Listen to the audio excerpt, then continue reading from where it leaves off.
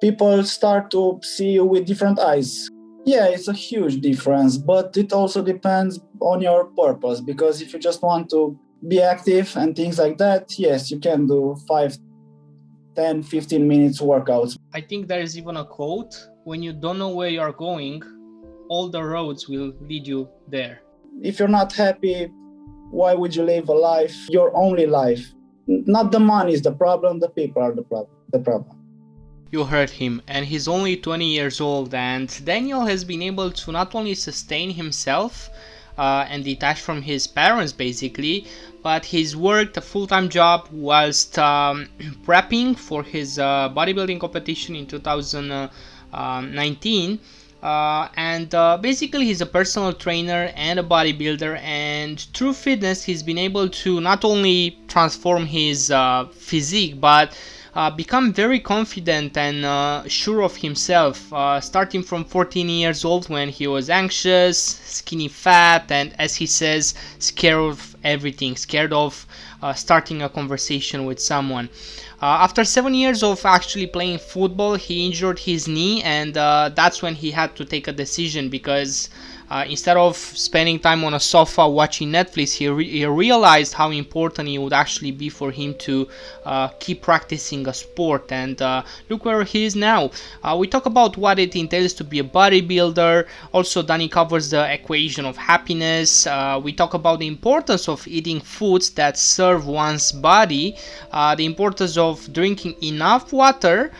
We touch upon quite a few golden nuggets there, and also we spoke about the importance of having a personal trainer and accountability that it comes with a personal trainer when getting started in a fitness journey. And with that said, ladies and gentlemen, Daniel Erhu. You are listening to The Grateful Show with your hosts Pascu and Bogdan. Join us on our mission to spread awareness around mental health and make people feel happier and overall more grateful. Each week, we bring you an inspiring guest, stories, and a message that will help you become your best self and pursue your life mission. Hello, ladies and gentlemen, and welcome back to another episode of The Grateful Show. Hope you are doing fantastic, and if you're not, you are really about to be, because today we have no one other than my brother, Daniel Erhu. How is it going, brother? Hello, guys. Really good. I'm just relaxing for my first podcast, and I don't know, a little bit nervous. How are you? We are awesome. I mean, we've been cooking this podcast, I think, Bogdan, for at least a year. I think you mentioned the first time, like last year, this time, that we should interview Danny and talk about his journey. And yeah, here we are now talking about just that. To break the ice, we are going to ask you, Danny, what are you grateful for today?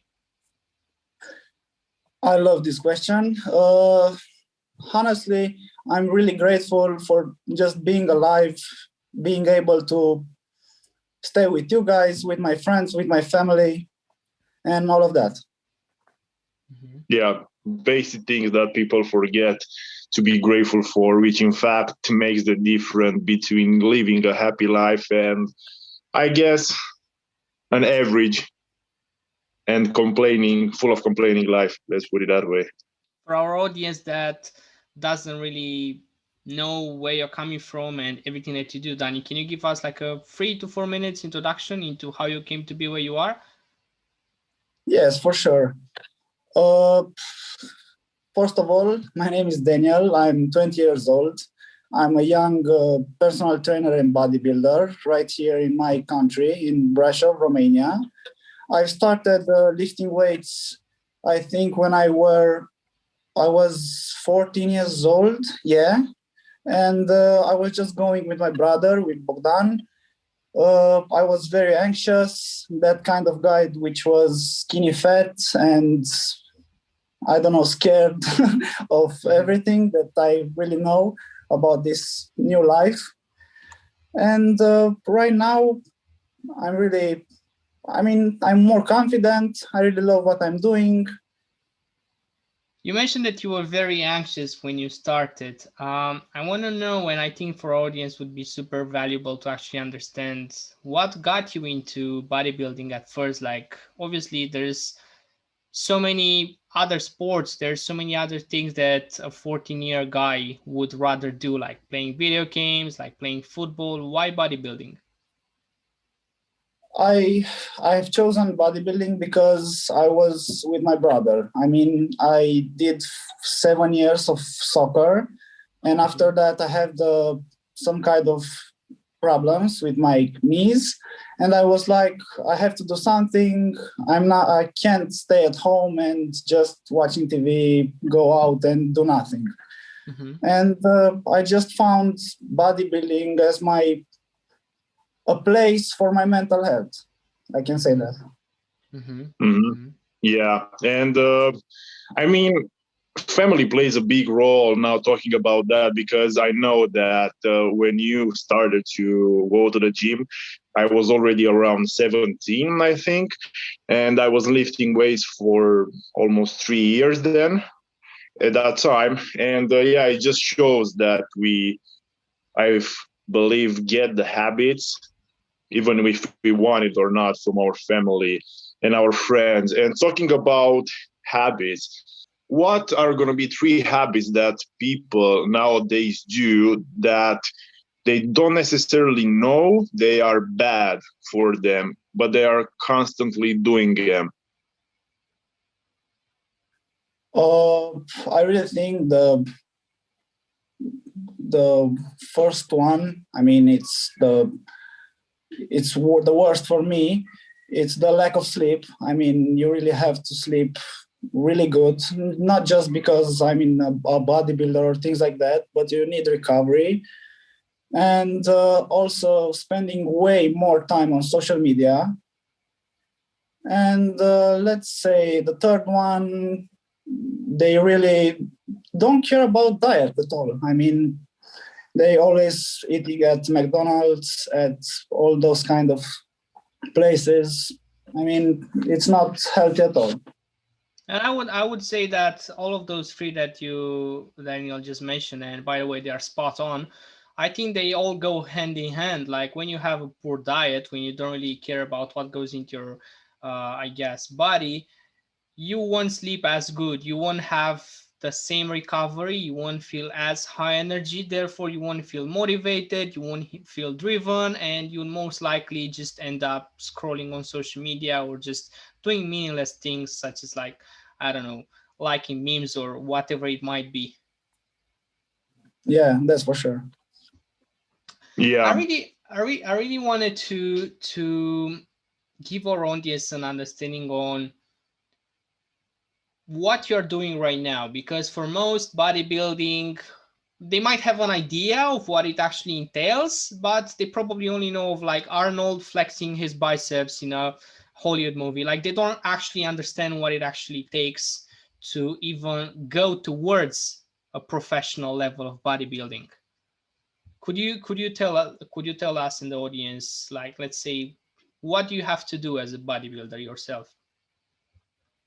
Yeah, for sure. I mean, I really think it's hard, but it's a pleasure to do because I take it like the equation of happiness. I mean, and that is discipline plus purpose plus gratitude means happiness. And what I'm talking about, the discipline that these sports gives you. I mean, you have to wake up at 6 7 a.m. to cook, to eat all of your meals, to go and train, to also live your life. And after that you need a purpose. I mean, maybe you want to be a pro, you just want to look better or things like that, and also to be grateful for the things you have, because maybe you're a pro and you're trying to reach the Mr. Olympia stage, and after that you go there, you win the Olympia, and someone just tells you that you have small bicep, and after that you're trying to improve that, and you're never happy. I mean, you just have to find a balance and stay disciplined. Mm-hmm, mm-hmm. Yeah, completely agree. What would a day in your life, or a day in a bodybuilder's life, let's put it this way, look? In my life, let's say a regular day, I mean, I'm just waking up at 6 a.m. Yeah, uh, going for my morning routine. After that, taking all my vitamins, supplements, and going for the first meal. After that, I'm going to the gym with my clients, for sure, with all my meals. I mean, 3-4 meals in my bag, always eating, always thinking about what I'm gonna train, how can I be better in that exercise, that muscle group, all these kind of things. And after that, just getting home at 6-7 p.m. again, cooking and thinking about food. And honestly, that's it. I mean, maybe I can just read something or meditate or things like that. But if you want to be a professional, you just have to follow a routine. And I think it's something that goes, I guess, almost ignored nowadays. Those routines, those basic things that we always preach on the podcast, and we always say that no matter at what level you're currently at, you should still stick to a routine. You should still have your morning routine, your rituals, the things that, I guess, get you in the flow, and the things that keep you in the flow, because more often than not, you'll have things that don't go as you wish they went, and you just get upset, you get reactive, and all that bad stuff. But obviously, the main topic of our discussion today is improvement, like how you've been able to completely improve your life by using fitness. And I think that one of the probably very changed aspects in your life was your, I guess, social life and social interactions, and how you basically been able to talk to people and portray your own self. How has that changed, Daniel? Yeah, that's 100% true, because I don't know, maybe I was just way too young, because I was 14 years old when I just started lifting weights and all this kind of thing. But after year and year, I just grow up looking better. I mean, people start to see you with different eyes, we can say that. And you really feel more confident. You can be more relaxed. You can be an extrovert in, let's put it out right there. And you're just, you're you're grateful for what you have, because starting from nothing and now you can have a discussion with anyone, it's a thing. Yeah, I know. You were mentioning that you have to take all these meals with you when you are at a gym, and you always have to cook. You always have to do all these things that, in a way or another, just builds up your routine, and by the end of the day, the person that you are. But how important would it be if you, for example, would miss a meal in a day? Let's say you miss a meal in a week. Would that still make a difference according to where you would like to be in a future competition, or doesn't really make that much of a difference? What's your take on that? I really think it's a huge difference, because it's like missing 600 calories per week. And those 600 calories can put you in a deficit or a surplus caloric, and it can really ruin your goal. I mean, if you want to build some mass, you really have to struggle with all that food and really try to eat it. And talking about calories, sorry, Drago. Talking about calories, I mean, all this hype in this bodybuilding industry that everybody has to eat their rice and their chicken, these two basic elements that build up, you can say 90% of the food that some bodybuilding is consuming.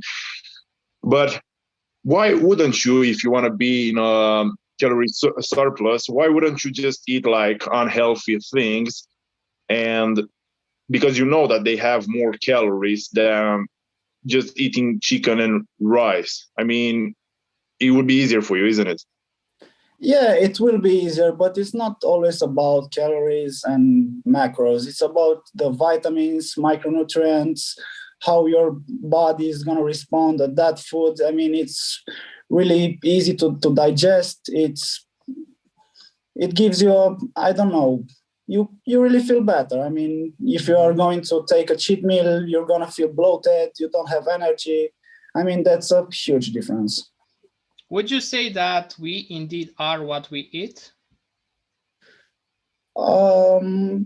Yeah. I mean, not not a huge yes, but yeah, we can say that, because if you're just eating junk food and things like that, you really don't have to think, oh, I'm gonna be healthy or things like that. I mean, you should be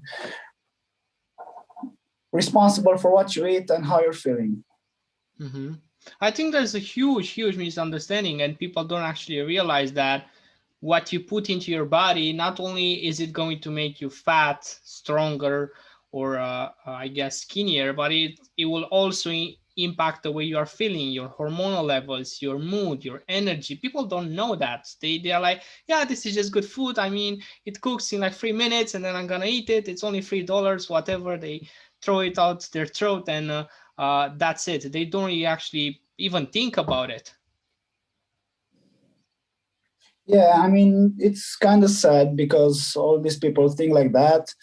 But I really think and I really hope to make a change. I mean, to show people that you really have to eat what you like and also what you need. Because if you're just gonna go for the easy food, to go and order something or a pizza, burger, things like that, you're always gonna be, I don't know, you cannot feel at 100%. Mm-hmm. Mm-hmm. Yeah, that's so true. We just discussed about food, but what about water? Because everybody's just preaching that you have to drink a lot of water, but can you tell our audience your take on the importance of drinking the water? Yeah, I mean, I really think water is the one of the most important things, because with water you just feel better. I mean, if I'm not gonna get the amount of water that I really need, my head start to hurt, I'm gonna be bloated, I'm gonna have water retention and all those kind of things. I'm gonna feel dehydrated, and I'm gonna be, I don't know, I cannot be productive at all. Mm-hmm. Mm-hmm. Yeah, completely agree with you. And what about physical exercise? What's the reason people choose just to watch and binge Netflix and not go for a run? Or at least, I don't know, do a YouTube workout that's only 10 minutes? Because they're not realizing what working out can do for your body and your mental health, because it's way more easier to go into that sofa, turn on the Netflix and just watch a TV show, because going to the gym or working out is like, oh, I have to take some clothes, go to the gym and all those kind of things, but they're not realizing their health, it's very it's a very big danger. Mm-hmm. Mm-hmm. And is there any difference between, let's say, going to the gym and actually just like changing in some clothes and just doing like we've discussed, like a 10 minutes cardio exercise that you randomly find on YouTube? I mean, of course they're both important, but do you think that there is a big difference between them, or not really?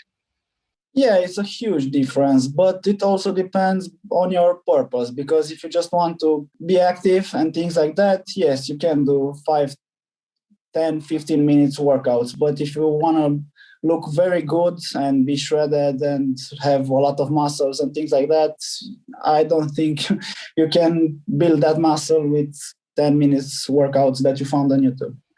Mm-hmm. I really love that we are touching on this, because majority of people don't really actually know what they truly want, and they even, let's say they are already training at the gym. They are the kind of people that if they see someone doing an exercise or a new split routine, they're gonna completely change their approach and they're gonna change that guy's approach. If that guy is doing 3 sets of 10, he's gonna try doing 3 sets of 10. If that guy is only training 3 times a week, he's gonna train only 3 times a week, and so on and so forth. And I think that people don't actually, as you said, Daniel, they don't actually know what their goal slash purpose is, and they just go with the flow, and like they get lost in the motions. And as much as, yeah, it's definitely better than not doing anything, I think there is even a quote: when you don't know where you're going, all the roads will lead you there. Yeah, yeah, that's so true. And I really think this thing happens because on the internet there is a lot of information, and if you don't have the knowledge, I mean, if you don't know anything at all, you're trying to get something from everyone, and you think, oh, I'm gonna do this week, and I'm gonna do that the next week, and things like that. But they're not patient. I mean, you really have to be patient to see some changes in your body. What would you say to someone that maybe they want to change their lifestyle around? They are aware of how important fitness is. They have that, I guess, good mental state to start with, but they're not necessarily 100% sure whether they should hire a personal trainer or whether they should go alone or maybe with a cousin. What would you say to that person? Just go and do it, because it's way better to do something that just being indifferent and really thinking, oh, if I'm gonna do it, I'm gonna have success or not. Just do it, and you're gonna thank yourself after that. What would you tell them in terms of like a personal trainer? What would the personal trainer bring to them as opposed to like them training alone? Because I know there's a difference. What I really think they really want to do, and I mean, as a personal trainer, you have to keep your clients motivated, because they're like, oh, I can go to the gym today, but I don't want to. And if you have a personal trainer, you know that you're gonna have someone there waiting for you at the gym. I mean, you're gonna smash some weights again and again, and you're gonna have some changes. But if you're only alone, you're gonna be, oh, today I'm not feeling okay, I'm just going home, and these things are gonna repeat again and again. And yeah, I agree. And I mean, it's kind of the most important thing that someone can give you when they are helping you: the accountability. If you don't have someone who is accountable, and if you're only alone with yourself, it's going to be very hard to be disciplined. I mean, I remember the times when we were living in London, me and Pascu, and we were both in the same house. And to be honest, if I weren't there, if he wasn't there, I mean, it would be very hard to actually concentrate on work, because I would just do anything that would be comfortable, because no one would watch me, and no one would keep me accountable, because he was coming to me and asking, okay, so how is that thing going? How is that the other thing going? And you have to do it, because unfortunately, I mean, or fortunately, however you want to put it, someone has to be there for you, because it's really hard to be strong enough in order to be disciplined, isn't it? 100%. And again, it goes back to you are the 5 people that you surround yourself with, and we were talking about this in the beginning. And I also saw a very interesting and descriptive, I guess, image on LinkedIn this morning, and there was a bunch of oranges in some sort of like thing for kitchen, and there were 3 super good looking oranges, and there was a very, very dark one that was definitely expired, like you couldn't eat it. It's probably been like that for like 3-4 days. And what was more interesting than that is that near that one there was another one which was getting sick because of the other one, because they were touching themselves. So basically the one that was getting sick now used to be fresh, used to be beautiful, used to be delicious like the other oranges, but purely because he was near the one that was getting sick. This one was getting sick itself, and there was a correlation. And the guy that was posting this, he was like, this is exactly how it is with people as well. If you got someone toxic, if you got someone that is like, forget about a gym, let's just go out, or like, let's just order some pizza, then eventually, especially if you're only just getting started with something, you will fall for it and you will just lose your purpose. Yeah, changing a little bit the subject and the vibe, I would say. So, what experience are you the most grateful for? Uh, I really think I'm the most experience that I'm grateful for. It is being able to stay by myself at this age and just doing all these kind of things that I'm doing. I mean, trying to be a professional bodybuilder, also personal trainer. I mean, it's really tough, and I really think it's getting harder and harder. But it's I don't know, give me some strength and mental strength, and I really think anything can be done by now, because if I can do that, I can do anything, and I'm so really grateful for that. Put like in the future, the better, because you will have more time to fail and you will have Yeah. more time to learn, and you will have more time to succeed then. So yeah, really good analogy on that. For sure. I was speaking to someone today, and she was like, I just opened my business 5 months ago. And yeah, it was actually my son that got me started. And we are both in this business together. And I was like, hold on a second. How old is your son? Well, he's just 16. He turned 16 today. And I was like, holy shit, he's 16 and he's been like coming up with like a business plan and doing all of that things that you've told me about. I was like, wow, this is awesome. Like, there are people at 30 that still live in the basement with their parents, and they're I guess playing video games and eating donuts or whatever it is. Go on, Bogdan. Yeah, just wanted to ask you, Daniel, what's the biggest challenge that you had to overcome so far? I mean, obviously you are only 20, but what was so far your biggest challenge that you had to overcome? That's a really good question. But if I have to choose one, I really think when I just finished the high school, I was 18 years old. I was in my first prep for my first competition, and I had to go to find a job where I was working from 5 p.m. at 2 a.m. in the morning.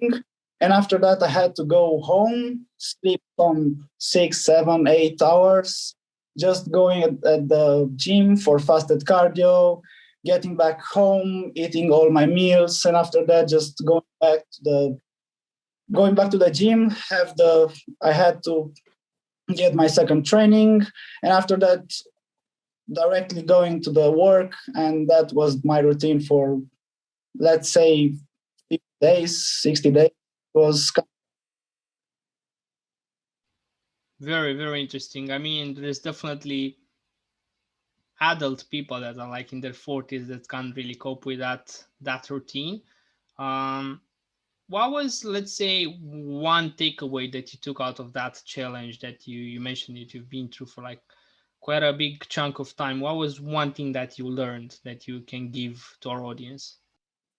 I was working on a company where I was selling to other people's products and things like that, and I was new to this area, and I really realized that if I can learn doing that at my age, and I was pretty good at that. And beside that, I was also doing a competitive prep. I really learned I really can do anything I really want, because it really motivates me. For sure, for sure. Thanks for sharing. Yeah, yeah. What's one thing that you would change about yourself right now? I mean, something that, let's say, you are not comfortable with, or something that you know that stays in your way to the biggest goal that you have. I can say knowing how to manage my time, because I really like to just go outside with my friends and things like that. Waking up in the morning, sometimes I'm just watching on my phone for 10, 15, 20 minutes, and I will after that I'm like, oh holy, I have to cook, I have to eat, I'm just in a hurry for the gym and things like that. I really would like to change that. Yeah. I think it will come in time, and it would come with experiencing. Because as Bogdan probably knows as well, I used to suck at managing my own time. I don't think there would be anybody that would suck that much as I did back in Yeah. the day. But it I all comes with remember you. experience. Yeah, I remember you being in London. Actually, we were in London, and you just started to do one thing, and then you were like, "Holy shit! I forgot the chicken." You just ran into the kitchen to check the chicken, and then back upstairs. What was I doing? Oh yeah, cleaning my laptop, and then such a mess. But I guess you just have to cope with everything, and you just gotta like be aware of the things that you gotta do, and the more responsible you are, the more you're gonna be forced to actually, I guess, be organized, because life forces you to be that way, and in no time you're gonna be able to overcome challenge that challenge as well. And changing a little bit the subject, Daniel, obviously it's very subjective for every single person. And what would you say that is the meaning of life? I really think that of life is just finding yourself something that makes you happy, and in that way, I mean, you really have to try and work on that thing to influence and make other people happy. So basically, by finding your own way in life, you're able to influence and further help those people that are struggling to find theirs, right? Yes, exactly. Yeah, I think that's very powerful, actually. What would you say to, let's say, someone that is younger than you? Maybe they are 16, maybe they are 18, and they are struggling to find this one purpose. They are just going numbly by their day, forgetting that time is limited, and at some point they're gonna have to be more responsible. What would you say to that person? To be patient and try all the things you really want, because maybe I was lucky and I find out that I like bodybuilding at 14 years old. But maybe you're trying bodybuilding at 16 years old and you don't like it. And after that, you're trying to be an entrepreneur, you don't like it. And maybe your goal and you just want to be a coach or things like that. Just try things and you'll find out what you want to do. Yeah, I agree. And also, if you're going to stick long enough, I feel that if you're going to stick long enough with something, eventually you're going to like it. I don't know how the universe works, but for example, to be completely honest, when we started the podcast, not necessarily I didn't enjoy doing them, but it was difficult for me. But I knew that it was the right thing to do, and now I enjoy it. But when we started, I wouldn't say that I liked it. And most probably the same with you, Pasco, isn't it? I mean, I didn't dislike it, but I definitely cannot say that I used to like it as much as I do now. That's for sure. Yeah. What would you want to be remembered for or as, Daniel, long after you're going to be dead? One thing, at least one thing I really want to be remembered for, my way of life. I mean, being always happy, influencing people to live their life with the smile on their mouth and things like that. Because if you're not happy, why would you live a life? I mean, your only life. Because we all have bad times and things like that. But you just have to relax, stay calm, be happy, and everything is gonna be really good. Don't worry, be happy. Like the song says.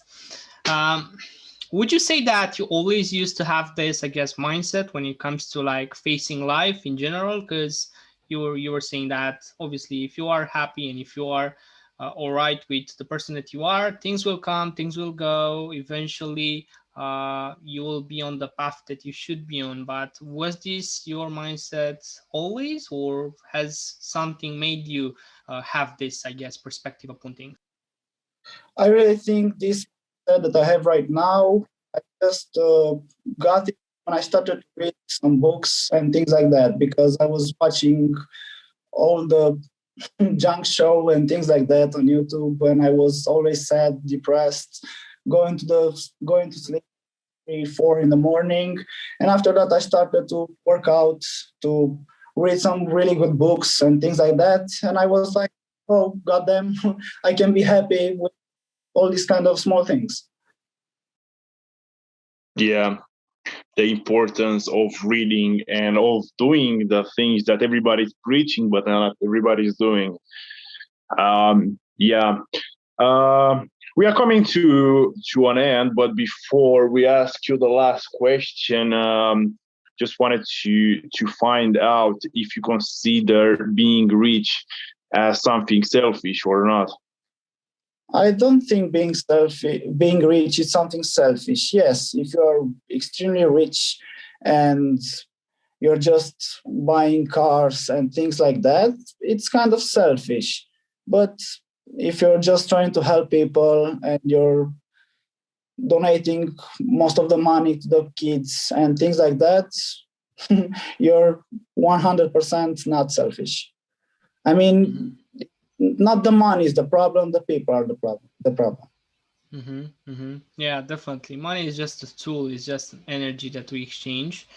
Um, but actually, I want to ask you one last question before the last one, and purely because I'm super curious to know your take.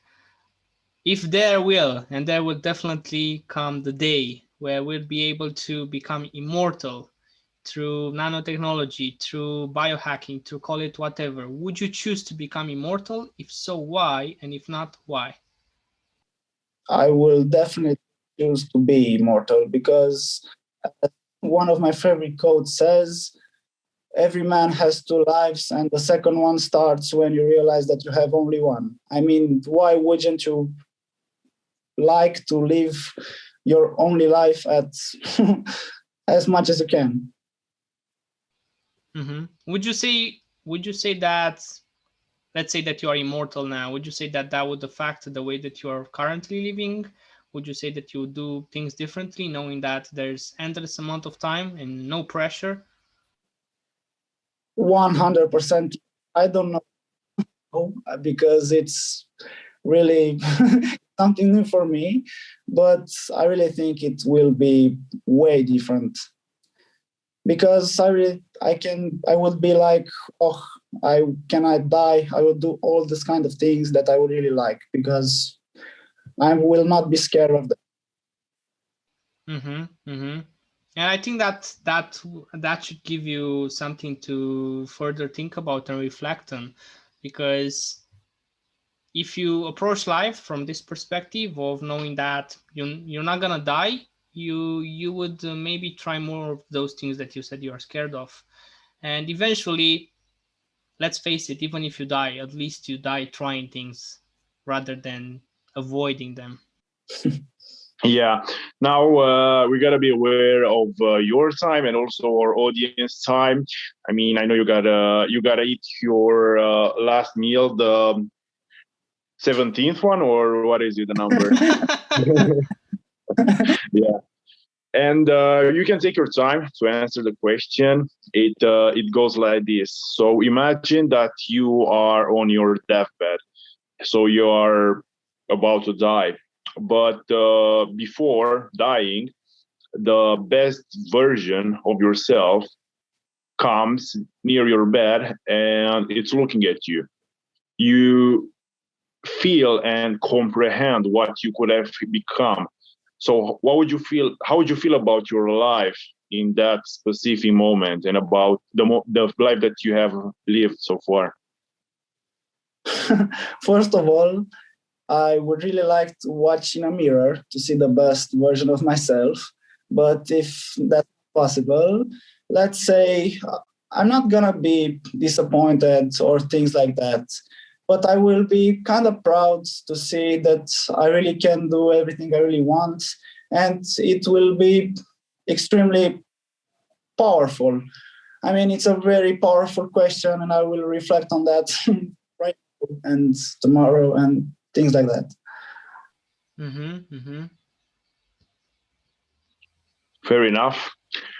A very good answer. Live a life without any regret. And yeah, I mean, if we would take 1 minute in our everyday lives to actually think about this question right before we go to sleep or the first thing in the morning, maybe we're gonna live a more grateful life, let's say, than I just would say choosing that you will live a more purposeful life as well, because as Daniel was saying, I think that we all got those things that we are scared of doing, scared of trying, scared of facing. And at the end of the day, if you always reconnect yourself to this perspective that eventually, you don't know when, but you're going to go on to the other side, maybe you would have a bit more courage. Maybe you wouldn't care that much of the outcome. You would actually care about trying that specific thing.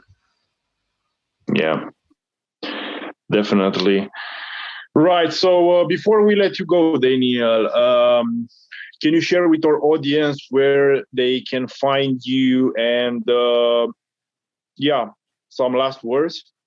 Yeah, they can find me at my Instagram at Daniel Erhu, and some any last words. And we're not talking about on my deathbed, right here on my podcast. Let's say just live your life, be happy, and try anything you really want. Brilliant. You heard Daniel, guys. Live your life, be happy, and try anything that you really want to try. With that said, it's been an absolute pleasure. I want to re-add the fact that Daniel is 20 years old. So for anyone listening, you should definitely gain some value and some perspective from someone that is most probably younger than yourself. And with that said, this was Pascu. This was Bogdan, and you guys stay grateful. Take care.